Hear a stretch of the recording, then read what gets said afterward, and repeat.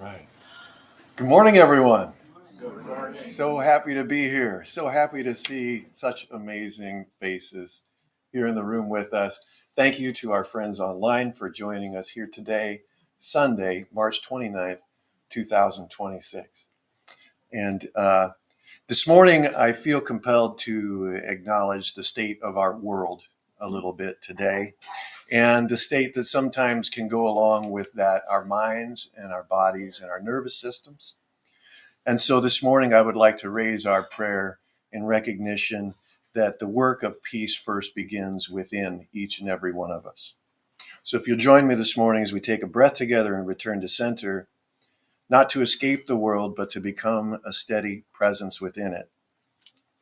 Let's join each other in prayer. This morning, we choose peace, not as an idea, but as a living experience in our bodies, in our thoughts, and in our words. This morning, we allow our breath to soften what is tight, to calm what is stirred, and to remind us that peace is already here, waiting for our awareness. And from this place, this morning and always, we carry it outward into our homes, into our conversations, into our work and our community. Let us be those who quietly, steadily shift the field, not through force, but through presence. Through mindful peace, we bring an end to all war. And so we begin this morning and every morning. So it is. Reverend Lynn, I invite you to the podium.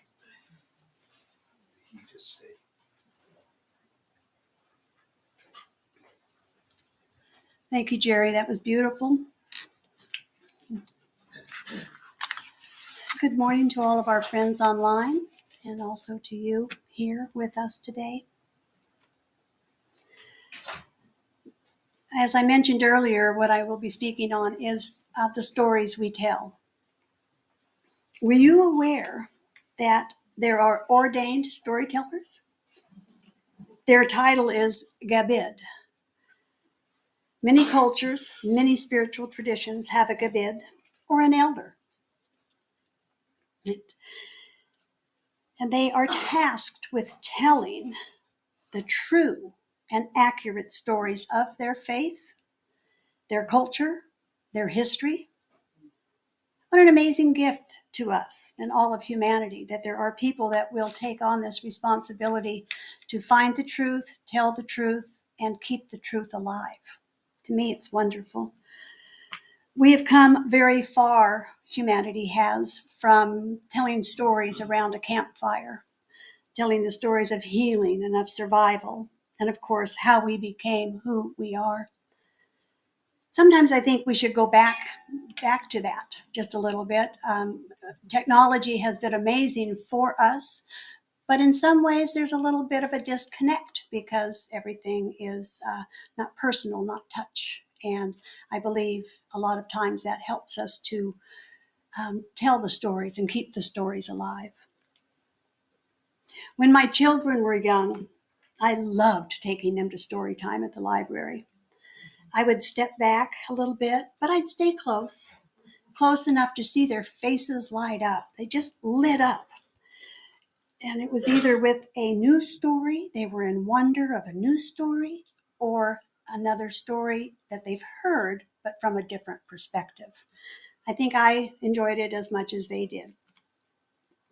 Our entire lives are a story filled with love and adventure, success, and of course, some hurdles.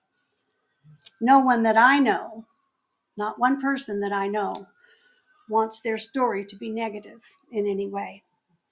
We all think positive and use beautiful intentions as we put one foot in front of the other to walk through this life. Intentions are wonderful, as I have said, they're beautiful and they're very helpful. But sometimes, even with the best of intentions, something comes along that really sets you back. And that can lead to blaming yourself, blaming others, or even blaming God for the situation that is happening in your life. I heard in a class with Katie Ghost Horse, I love her, that she was told by her guides, I believe, that 90% of our lives are planned. 90%. And 10% is, oh boy, something happens. And 90% planned, 10% surprise. Bad ratio. Katie laughed when I asked her if I could repeat that. She thought that was kind of funny, but it put a few things into perspective for me. It's curious to me why we, myself included, repeat the 10% stories more than we do the 90% stories. Why do some individuals place blame on others for that 10% that we had no control over? It's happening in our lives. Somebody gets sick, loses a job. These stories are many, many, but they do not define us. We might be experiencing karma or something we chose to do at our planning table before we ever came to Earth. It is my understanding that we as humans will experience almost every emotion and situation, both hurtful and happy. This is called the human experience. Sometimes all the positive thoughts and intentions are overruled by spirit, and we don't always immediately know why. I've been blessed at my age to be able to see why some, not all, but why some of the, oh boy, 10% has happened in my life. And it takes the sting away when you could look back and go, that's why I had to suffer, or that's why I had to experience that. And you look back and go, okay. We come to Earth sometimes to intervene for another, or to take a hit for them, so to speak. So don't accept the blame. Do not accept the blame for things that you have no control over in your life. People were laughing at my Swedish family stories, and I have one more today. Just a little Swedish story. I love Swedish food, most of it. I don't like gefilte fish, but everything else is pretty good. One of my favorite Swedish foods is sweet noodles, and it's usually served with pork and salty pork. And as a kid, I told myself this was all gourmet. Oh, it's such gourmet food. It's just gourmet. Nobody knew what it was. Nobody had any idea what I was talking about when I said sweet noodles. Not one Swede knew what a sweet noodle was. And I thought, oh my goodness, my family is so special. One day I asked my father about the sweet noodles, why doesn't anybody know what they are? And he said, that's because your grandmother had no idea what a noodle was when she came to America in 1925.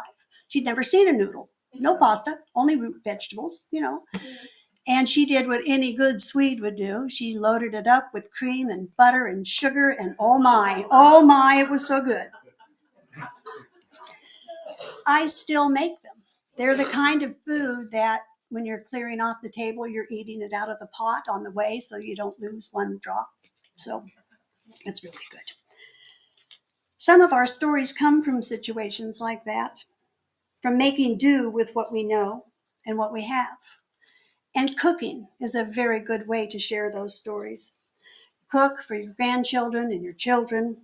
The meals you make can tell a story of your family. Cooking for friends and for family can create a bridge from your childhood memories to new memories with those that you cook and share food with. Do you ever make up a story about someone you see and you don't even know? How about, oh, they must be very wealthy. They drive a fancy car. They must really have a lot of money. Or, oh, they must be on drugs because they live on the streets. I know that's one extreme to the other, but I'm sure somewhere along the line, I know I have said things like that or thought things like that. Maybe you have too. They're very extreme statements. When I went through Vision Quest many years ago, my teacher, Two Bears, gave us monthly lessons, homework, so to speak. One that I really remember is when she instructed me to just sit and watch people. Just sit and watch. No judgment. Don't say they're poor, pretty.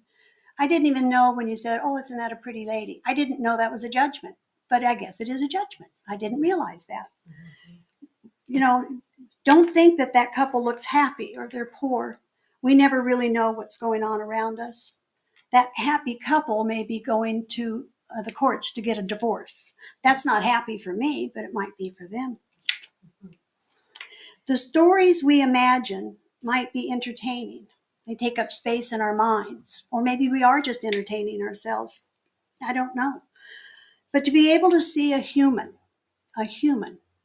just like you and just like me, and not make a judgment, it's challenging, but it's really beautiful when you can do that. You just look and there's a human and just leave it at that.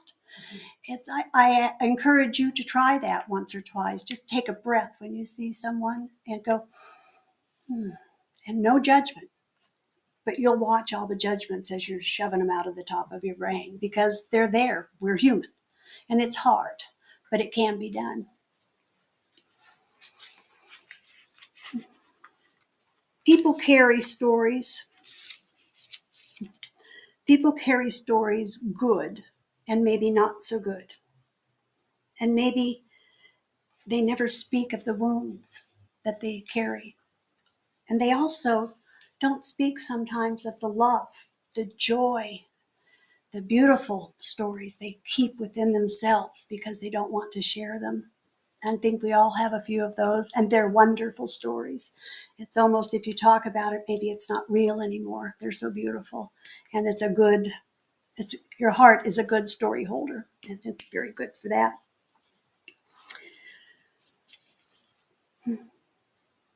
Maybe some of the people that we see and shouldn't judge or try to put a story to, maybe they're there to foster a little compassion within all of us.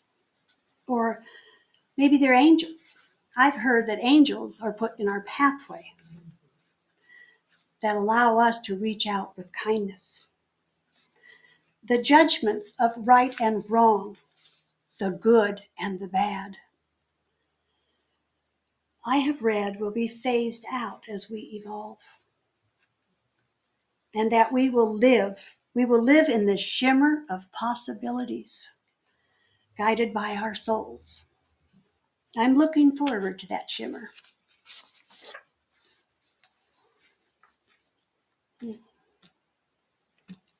I am. You've heard that a lot. I am. I am, metaphysically, the phrase I am, and I quote, is the foundational, creative, and divine act of existence, representing pure awareness and consciousness.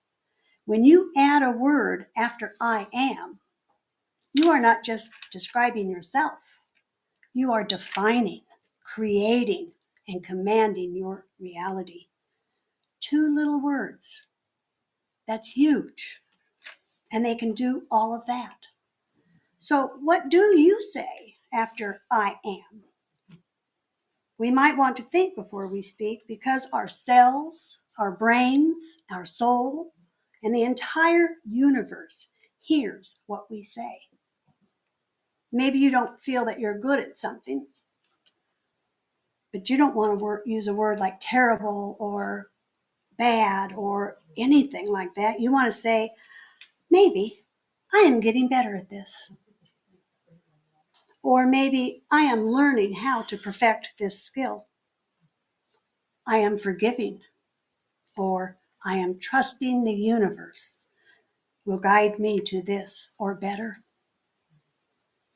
The great I am can provide things so amazing that we cannot even begin to imagine. So always include this or better. Waking up every day brings fresh opportunities, renewed strength, and a chance to start over with a positive and grateful heart. How blessed are we? How blessed are we that we get to wake up every day and start over, do better, see better, know more. I like to say in the morning when I wake up, help me be better today than I was yesterday. Life is a story, and many books have been written about people's lives, new frontiers, and amazing growth in our abilities in this world. When my grandmother transitioned, she was about 93, and at her celebration of life, it was wonderful to realize that in her life, she started out in a buckboard, the buckboard pulled by horses, long time ago. Then came the cars, the cell phones, the computers, man on the moon. All this in one lifetime, one short lifetime. So what do you want your story to say?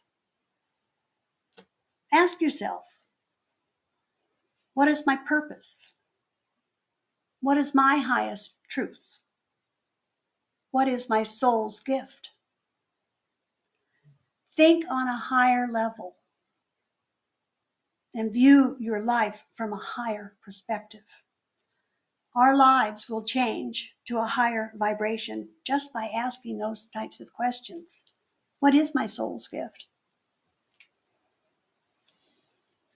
The answers do come when you ask, but you have to ask. So please join me in a meditation. And for you, those at home, please join in also. This is an interactive meditation. It's using the I am. And I'm going to lead you in a few and then give you a few seconds to clarify in your mind what you am. So you take a nice breath and just settle. You can put your hand on your heart if you want, or open to receive from the universe. When you breathe in, think, I am joy.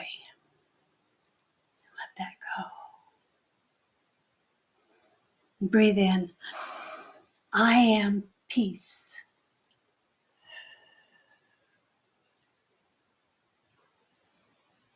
I am perfect health.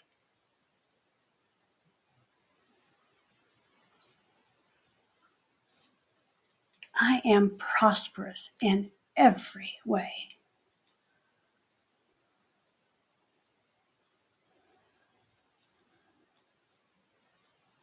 I am loved and I love.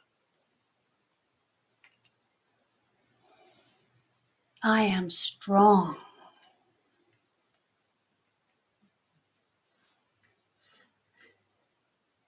I am blessed.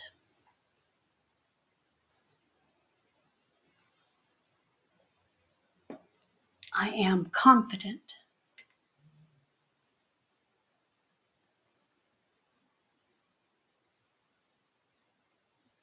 I forgive and I am forgiven. So just think on those and add some that you want, if I missed any.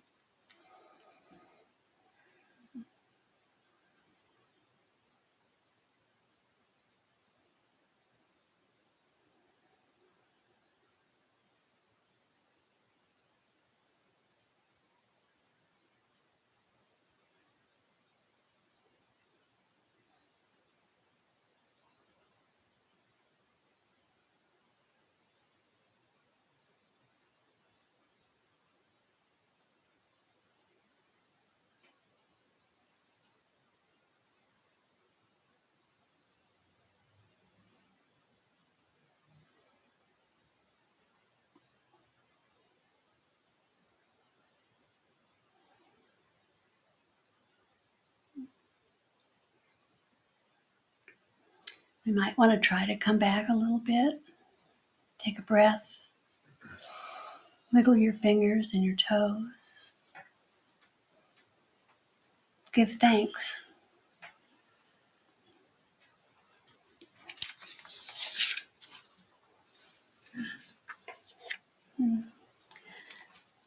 Now it's time for our offering.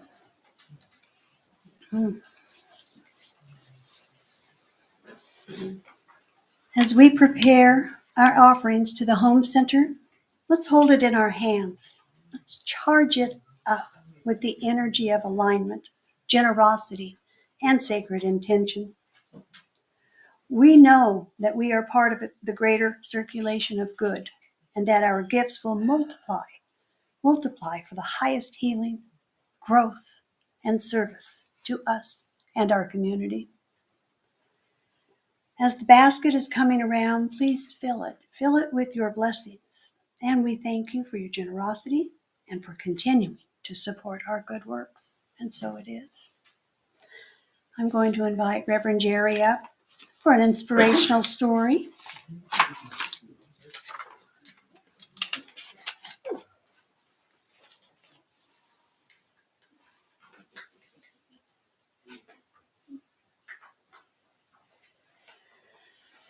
Oh, the stories we tell, huh? Thank you, Lynn. That was really a great message today. Thank you very much. And it reminds me, we get locked into our stories sometimes. I'm totally going to shift what I was going to do. I'm not going to do what I was going to do. I love these things. They're inspiring.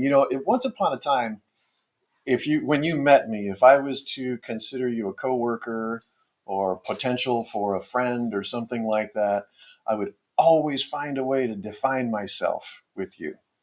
And you would have to hear my story. And it was a story of suffering and divorce and all kinds of terrible stuff, loss. And this is but it defines who I am. You must understand this to know who I am.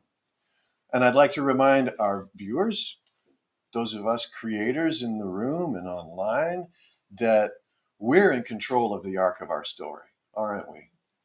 At any given moment, we can choose to rewrite it. We can choose to change the direction of it. And just a few years ago in my life, I did exactly that. And now I don't have to say a single thing about myself to those whom I meet because my story is unfolding right in front of their eyes. I allow my actions to define me, and I allow my relationships to govern the story. And it puts me in a really sweet spot. Thank you so much for sharing that today, Lynn. And so to close, I've so far off base. I'm just going to start a very, very brief closing prayer here. And it's going to echo Lynn's beautiful words.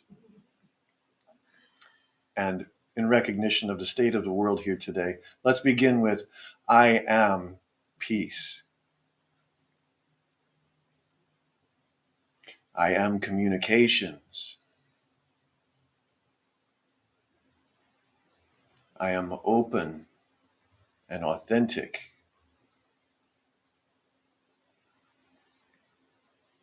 And every moment of my story is a choice and unfolds before me in my actions every day.